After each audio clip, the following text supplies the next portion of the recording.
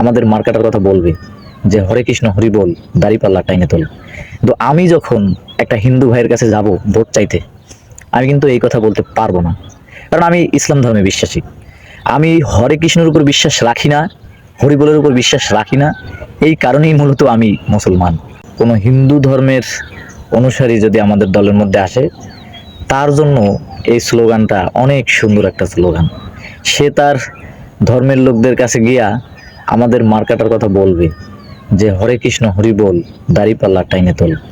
তো আমি যখন একটা হিন্দু ভাইয়ের কাছে যাব ভোট চাইতে, আমি কিন্তু এই কথা বলতে পারবো না, কারণ আমি ইসলাম ধর্মে বিশ্বাসী। আমি হরে কৃষ্ণের উপর বিশ্বাস রাখি না, হরি বলের উপর বিশ্বাস রাখি না। এই কারণেই মূলত আমি মুসলমান। আর ও হরে কৃষ্ণের উপর বিশ্বাস রাখে, হরি বলের উপর বিশ্বাস রাখে বিধায় ও হিন্দু।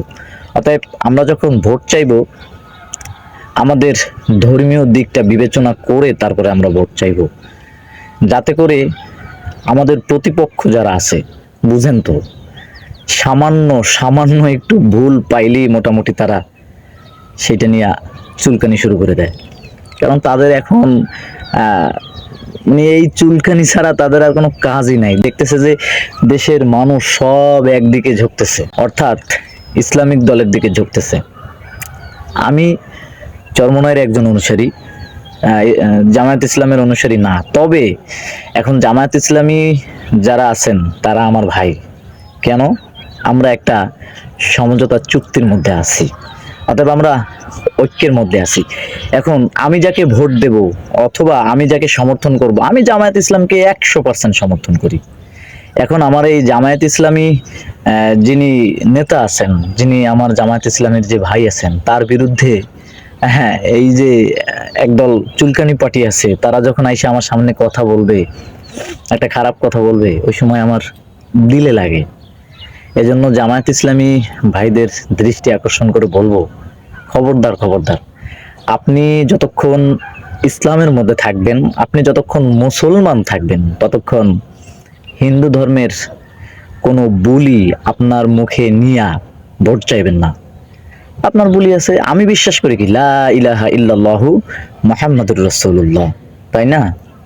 আপনি বলতে পারেন আমি রাসূল সাল্লাল্লাহু আলাইহি ওয়াসাল্লামের মতো দেশ পরিচালনা করার চিন্তা ভাবনা করতেছি, অতএব আমাকে ভোট দেন।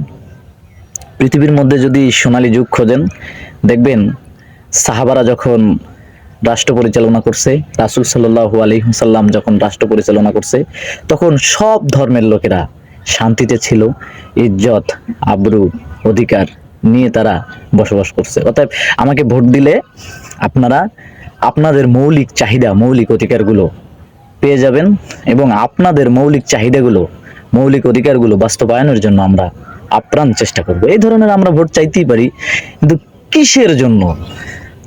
ওই হিন্দু ভাইয়ের বুলি আমার বলতে হবে যে কি হরে কৃষ্ণ হরি বল, দাড়িপাল্লা টাইনে তোল।